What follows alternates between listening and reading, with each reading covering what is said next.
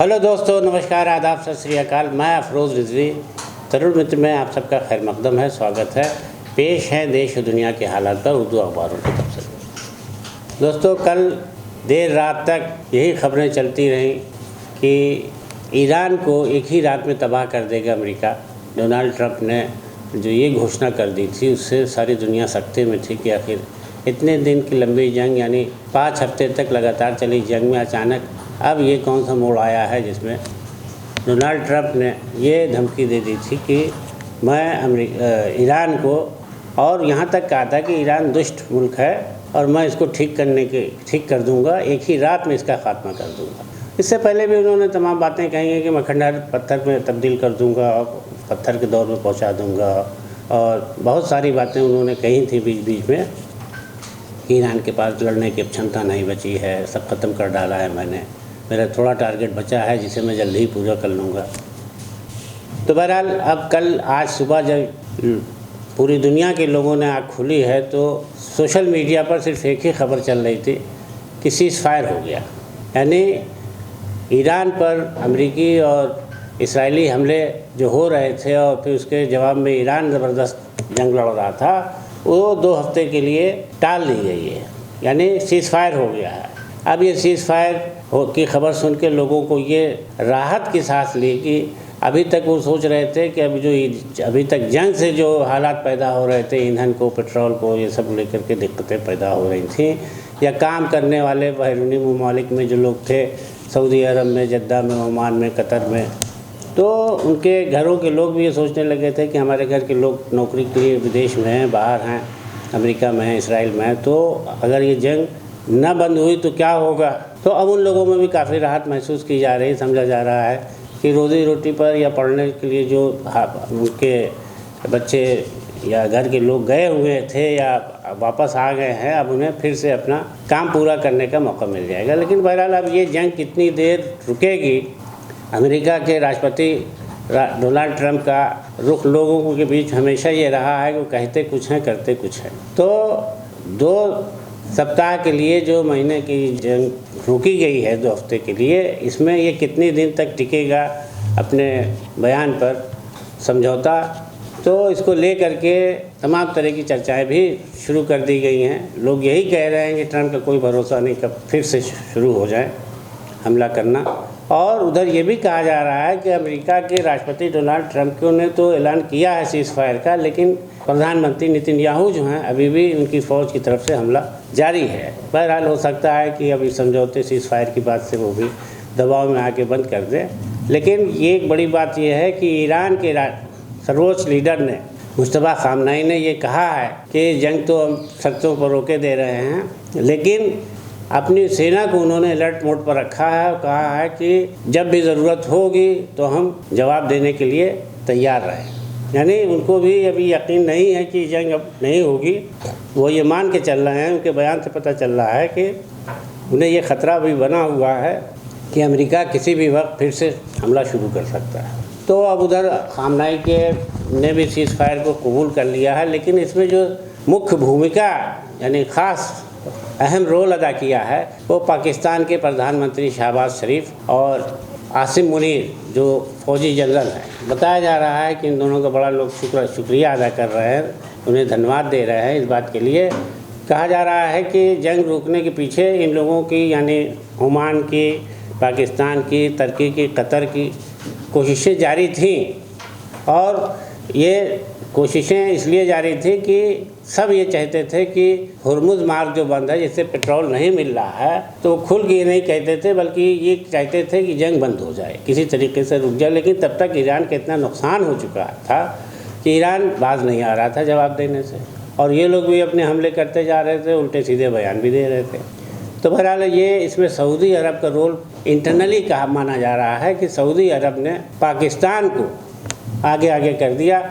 हालांकि तुर्की इस काम को करने के लिए ज़्यादा इंटरेस्टेड था, ज़्यादा दिलचस्पी ले रहा था, लेकिन सऊदी अरब को ये पसंद नहीं था, क्योंकि सऊदी अरब के मुकाबले में तुर्की भी एक मुस्लिम देश है बड़ा ताकतवर, तो वो नहीं चाह रहा था सऊदी अरब कि ये इसकी पहल में आगे आए तो सऊदी अरब ने जो भीतरी कोशिश की वो ट्रंप से बात करके, अमेरिकी राष्ट्रपति से बात करके पाकिस्तान को ये मौका दिया कि ये पाकिस्तान की तरफ से कोशिश हो। तो बताया जा रहा है कि जिस वक्त अमेरिकी राष्ट्रपति डोनाल्ड ट्रंप ने ये घोषणा की कि अब मैं ईरान को एक ही रात में ख़त्म कर दूंगा, तो इस पर शहबाज शरीफ और आसिम मुनीर ने उनसे ये रिक्वेस्ट की थी, उनसे ये गुजारिश की थी कि वो ऐसा ना करें, आग्रह किया उनसे कि वो ऐसा हमला ना करें, इसके बजाय कुछ दिनों के लिए जंग को रोक दें ताकि दोनों तरफ के बीच जो अपनी अपनी शर्तें हैं उस पर बातचीत हो जाए। तो बहरहाल बताया जा रहा है कि ट्वीट किया था इन्होंने, शहबाज शरीफ ने, ईरान को सीज़ फायर के लिए, और अमेरिका ने भी किया। तो दोनों तरफ से ये सहमति बन गई, अमेरिका भी राज़ी हो गया और ईरान भी राज़ी हो गया कि ठीक है, जंग रुक जाए, बातचीत हो जाए। तो दोनों तरफ से अपने अपने जो सुझाव, जो अपनी अपनी बातों को, अपने अपने प्रस्ताव रखे हैं, अब उस पर चर्चा होगी, उस पर बैठक होगी और देखने लायक होगा कि जंग वाकई में 2 हफ्ते के लिए रुकी है तो ये 2 हफ्ते तक रुकी रहेगी, बीच में हमला नहीं होगा, क्योंकि गैर यकीनी का माहौल अभी भी बना हुआ है। और उधर कहा जा रहा है कि अब जो भी सऊदी अरब और खाड़ी देश हैं उनको जो नुकसान हो रहा था, तो अब हुर्मुज़ मार्ग खुल जाने से उनको जो है, आपको बता दें कि ये हुर्मुज़ मार्ग जो है वो सभी जल मार्ग ऐसा है, परिवहन मार्ग ऐसा है कि जहाँ से पूरी दुनिया को पेट्रोल के उनके जहाज़ पास होते हैं, वो ईरान के कब्ज़े में थे। तो अब ये समझा जा रहा है कि ईरान में अपनी नरमी दिखाते हुए सारे सब देश के जहाज़ आ जा सकेंगे, बशर्ते कि ट्रंप यानी अमेरिकी राष्ट्रपति डोनाल्ड ट्रंप और नेतन्याहू भी इस बात को सहमत हों कि अमेरिका ने जो अपनी शर्तें रखी है कि हमारी जंग में जो भी नुकसानात हुए हैं उसकी भरपाई, और ईरान को भी अपने सम्मान के साथ उसके सारी अधिकार मिलने चाहिए, जिसको जो है अमेरिका मानने को नहीं तैयार था अभी तक। तो अब देखिए इसमें क्या फ़ैसला होता है, क्या होता है। और जंग फ़िलहाल रुक गई है, बड़ी राहत की बात है।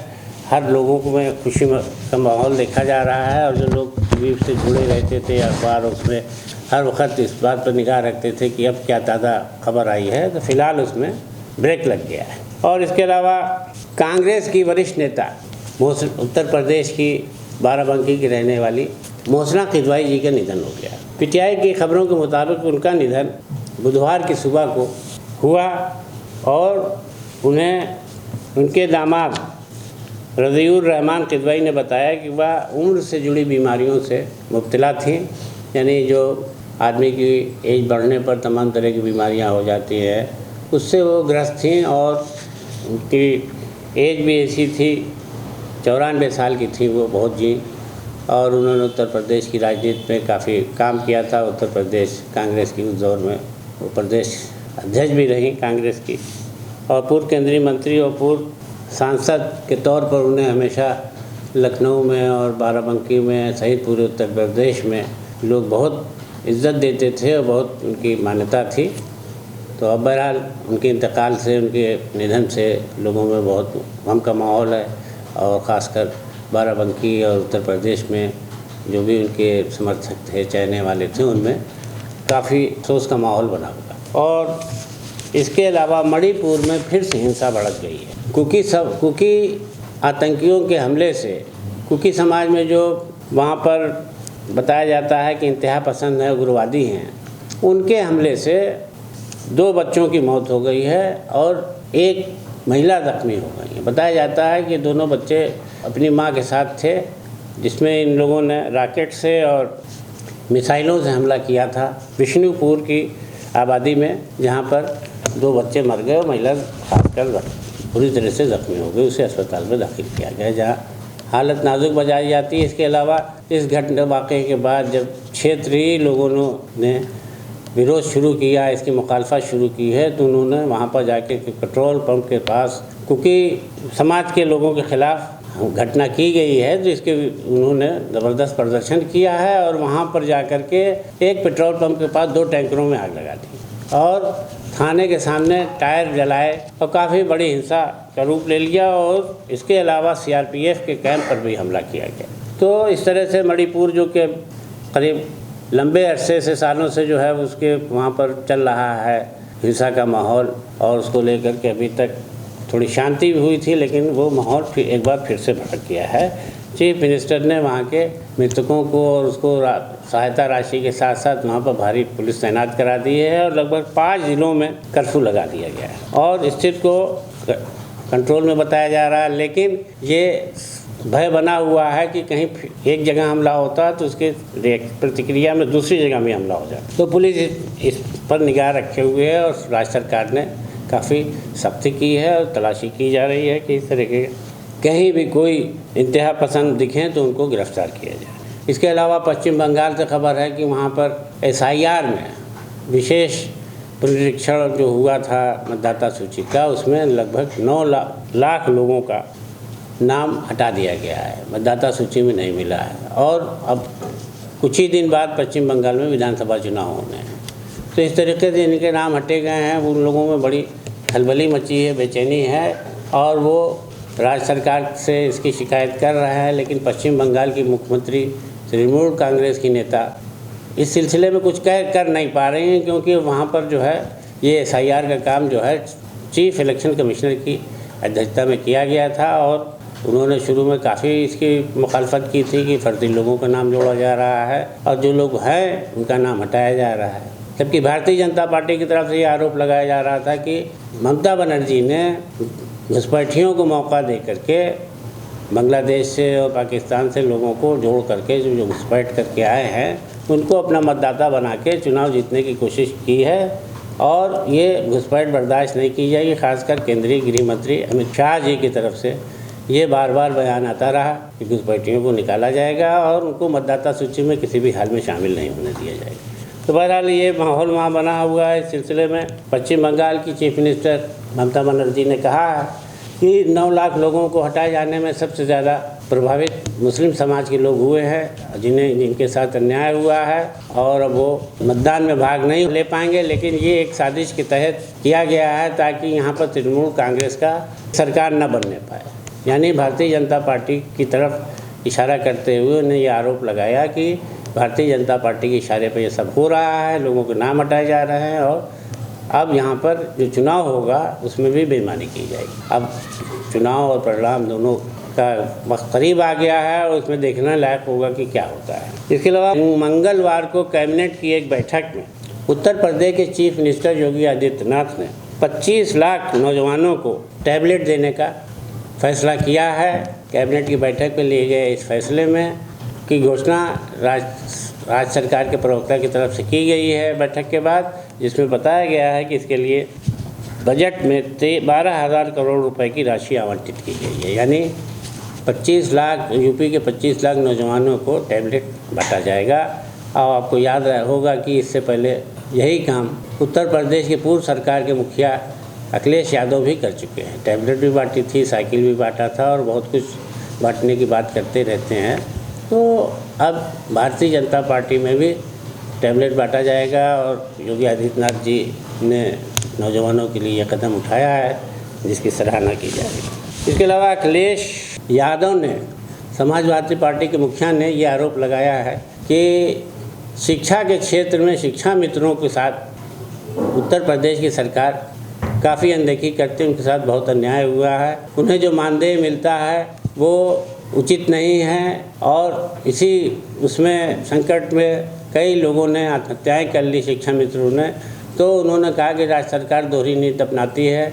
हमारी सरकार में यानी पूर्व की सपा सरकार में शिक्षा मित्रों को जो सुविधाएं जो मानदेय मिलता था वो आज इस सरकार में नहीं मिल रहा है। ये उनका आरोप है। उन्होंने कहा है कि शिक्षा मित्रों में अब मायूसी देखी जाने लगी है और सरकार को चाहिए कि वो शिक्षा मित्रों के साथ भी न्याय करें। और पश्चिम एशिया में जंग की वजह से जो तनाव पैदा हुआ था ईरान इराक और ईरान इसराइल और अमेरिका में जंग के माहौल के बाद ईंधन गैस को लेकर के पेट्रोल और पेट्रोलियम पदार्थ को लेकर के उसका असर PNG पर भी पड़ा है। PNG गैस भी महंगी हो गई। बताया जा रहा है कि PNG गैस के मांग बढ़ने से अब अभी तक जो है PNG के दाम नहीं बढ़े थे गैस के दाम, तो अब इसमें की वृद्धि हो गई है। तो इससे उपभोक्ताओं को थोड़ा दिक्कत का सामना करना पड़ सकता है।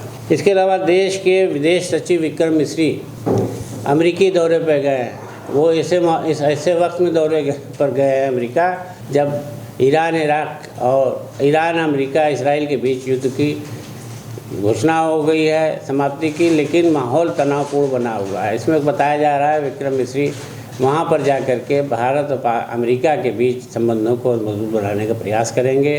वो ये हर संभव कोशिश करेंगे दोनों देशों के बीच और अच्छे संबंध हों और लोगों से मिल कर के सभी संभावनाओं को तलाश करेंगे। इसके अलावा सुल्तानपुर में जिला कारागार में एक कैदी ने फांसी लगाकर आत्महत्या कर ली। बताया जाता है कि जनपदगंज के चरपाई गांव के रहने वाले कोरी हत्या के प्रयास के एक मामले में सज़ा हुई थी, उनको कारागार में डाल दिया गया था 25 मार्च को, लेकिन अचानक उनको जो है उन्होंने आत्महत्या कर ली है। पुलिस मामले की छानबीन कर रही है। जेल के भीतर इस तरह का मामला हुआ है तो अब पुलिस का कहना है कि इस पता करा जा रहा है कि कैदी ने किस तरह से आत्महत्या की, क्यों की।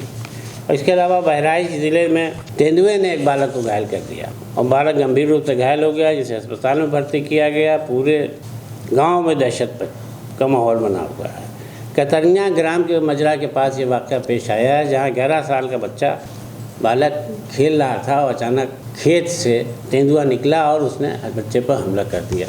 और गांव वालों को जब इत्तला हुई चीख पुकार से तो वो लोग आए और किसी तरीके से तेंदुए से बच्चे को आज़ाद कराया और मुक्त कराने के बाद तो घायल अवस्था में अस्पताल पहुँचाया गया। इसके अलावा 2 ब्रिटिश नागरिकों को 6 माह की सज़ा दी गई है। बहराइच की ज़िला अदालत ने ये सज़ा सुनाई है। ये 2 ब्रिटिश नागरिक जो थे वो नेपाल के रास्ते भारत में आ गए थे, जिन्हें पकड़ने के बाद पुलिस ने उन पर मुकदमा दर्ज कर दिया था। तो गैर कानूनी तरीके से प्रवेश करने पर उनके खिलाफ पुलिस ने सारी कार्रवाई करके मुकदमा चलाया है, जिसमें अदालत ने उन्हें 6 महीने की सज़ा सुनाई है। इसके अलावा शाहजहाँपुर में फर्जी दिव्यांग प्रमाण पत्र बांटने के मामले में 12 लोगों पर मुकदमा दर्ज किया गया है। बताया जाता है कि पूरा एक संगठित गिरोह था जो लोगों के विकलांग होने के बारे में फर्जी सर्टिफिकेट बना करके उनको लाभ दिलाता। पुलिस को जब इत्तला मिली तो उसने छानबीन की तो लगभग 12 लोग इस मामले में गिरफ्तार किए गए हैं। तो दोस्तों, आज के तबसरे में इतना ही। दीजिए इजाज़त। नमस्कार, आदाब।